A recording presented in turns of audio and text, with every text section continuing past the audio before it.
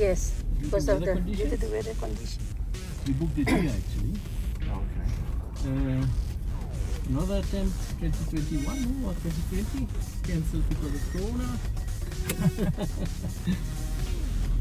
Yeah, 20, no, it wasn't 20. Nag-hire si Ralph ng jeep Had massive para floods i-drive that kami sa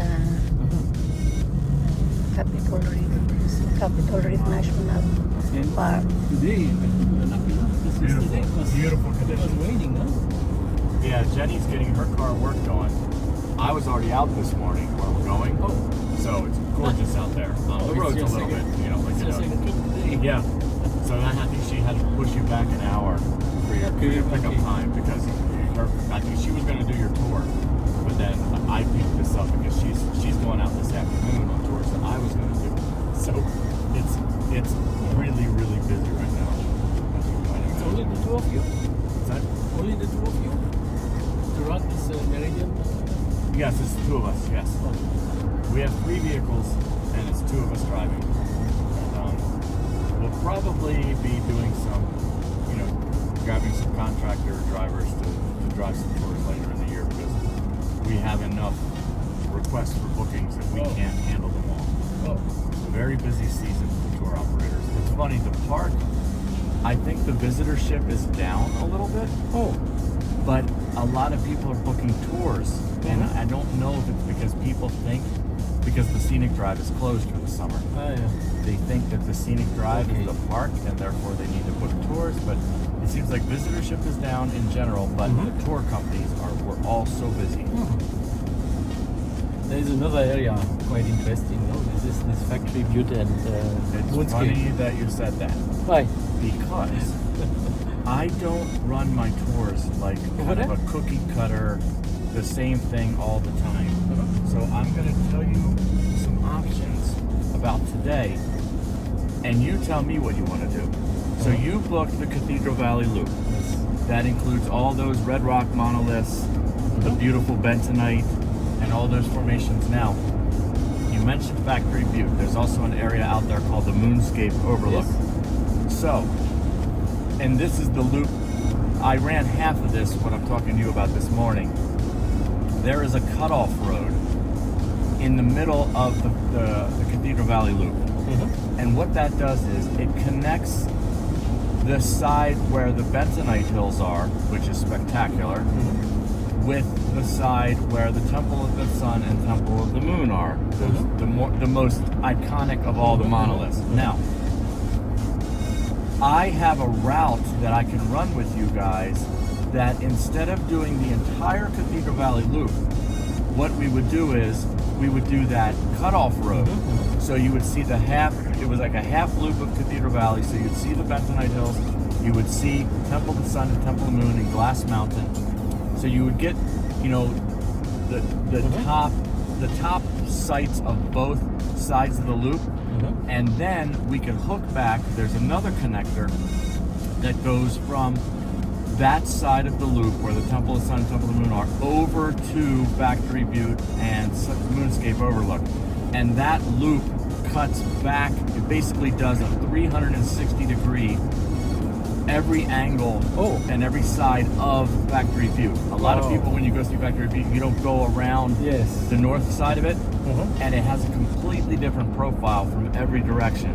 So I could do that, and you could see that all in the amount of time that we have set for the tour today, or we can do the traditional loop for the entire Cathedral Valley. And the traditional loop, I'm sure you're familiar because you said you missed out on this twice already. It's all monoliths. It's spectacularly beautiful. I can't tell you that one or another option is better. It's just different.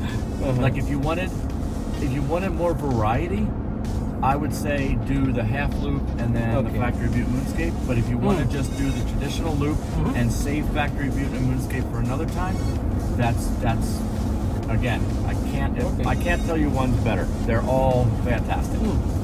So you decide, and once you do, we'll have about 30 minutes before we're getting ready to turn in. And based on your decision, I'll take you on that route. No, funny thing is that the first time we came here, that was 2017. It was an all-orange tour. I think 21 days. Okay. All national parks of the southwest. And actually, we are in a hurry, you know, because basically, I think that day we came from Moab, sleep overnight here. So upon arrival, visit the park. Maybe real next quick, morning, and then back out. visit the park and go to Zion. So you can't see much. And I think that day, what we did is we went to the Grand Wash or something like that. And I went up. There are some tanks over there. No. If you saw the tanks, it would have been out at Capitol Gorge. Okay. All the way at the Gorge, end of the scenic yes. drive. Yeah. Yes. But I didn't find it impressive, and I judged that, you know, to my taste, that was the least attractive park of all. Because it's the just only time you spent in the park. it has no structure over there. No, it's just rumble. But okay, it depends also on the light, of course. Yeah. A lot. But And then, some people I found like these open vistas of badlands and contours and shapes and Yes. textures and colors. Other people like more all red rock, traditional canyon kind of thing. It all is about your own personal taste too.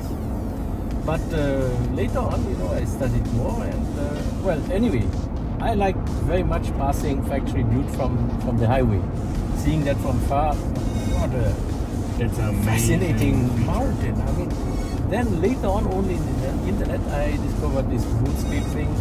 But frankly speaking, I find the Factory Butte even more attractive than the Often Moonscape. people do. And now it's one of my favorite places here. You know, I like. I think 2019 we came back here, but unfortunately weather conditions were not so good. So this is also, of course, kind of constraint for us. We are booked now. especially when you're just This time traveling and you don't have we are a just vehicle. 2 nights here. Yeah. But I think a good place to stay is also probably Hanksville, no? Yes. As a matter of fact, there's a hotel for sale between here and Hanksville, and if we drive that way, you'll see it. It's the most perfectly located lodging facility, and it's like if I knew somebody that was an investor, it's right. It's the same distance from Capitol Reef, the Torrey is. Yes. But then it's also convenient to the San Rafael Swell, the Capitol or the Cathedral Valley entrance. All those amazing in the areas that people now they want to go out. There's another area of Bentonite where the Mars Research Facility is out in that part of the desert. It's so perfectly, and also it's conveniently located to Glen Canyon, and it's only an hour and 20, an hour and 30 minutes away from Moab. It's like the perfect location. But yeah, Hanksville is a great spot too, Yes. because you're close to Canyonlands. You know, the Maze District is right there. You're only an hour or so away from Moab. You're Difficult right to at visit, no, Glen the Maze Canyon. District. Yeah, you need a vehicle. It's spectacularly beautiful though, gosh. And it's completely remote backcountry. You go back there, you're by yourself. Most of where we go today, we're not going to see many others too. So what we did is we run the birth trail and the switchbacks down, but then we didn't dare, that was 2019, we didn't dare taking the road to back to this road here. Yeah, that because, gets washed out a lot. If it rains, then Yep, there's a lot of wash crossings again, sometimes impassable. and the problem is with rented cars, you know, Yes. usually, well, first of all the tires. Yep, that's the main thing. Second, no tools aboard, usually. I asked for the tools, they said no. Yeah, right. No They don't tools. want you to But need this them. time we have tools. I don't know why. But it's not four-wheel drive. Okay. So, well, I think it's not too risky. This loop over there, no? I mean, This time of year, it's pretty open, I think. I don't think it's washed out at all. yes. The bird trail switchbacks, that's, I mean, some are describing that as adventurous. No, If you're that's used a to- wide road. I If mean, you're used what? to driving off-road, What? that's very tame. Yes. No, not even off-road. That is like a gravel, well-maintained road. You sound like me. That's how I describe something. It's like, yeah, this is like a highway. Yeah. And you're on, Yes. this is dirt. It's gravel. We went to another overlook. It's a bit south of Hanksville, I forgot the name.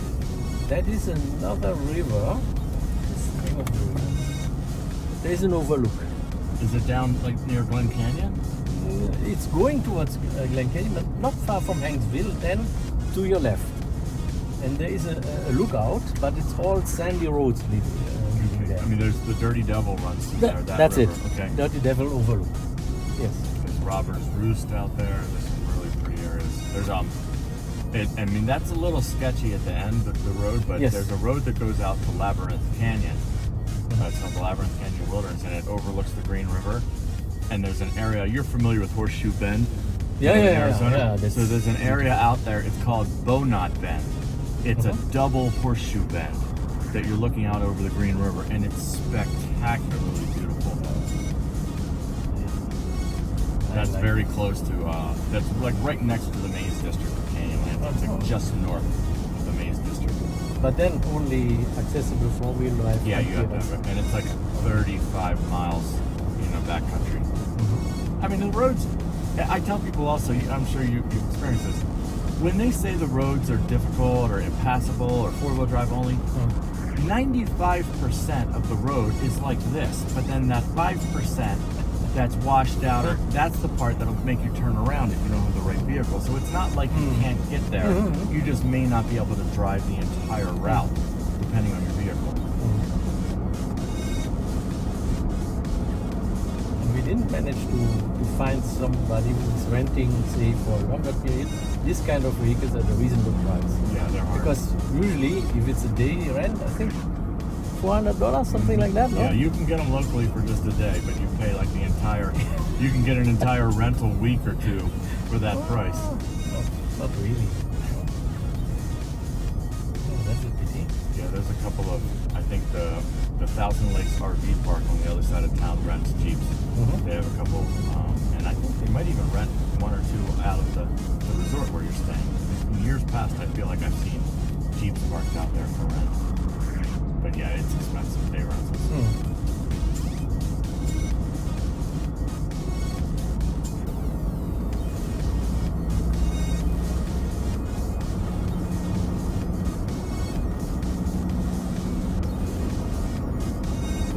It's really strange that this park, which was the most disappointing on our first visit, became now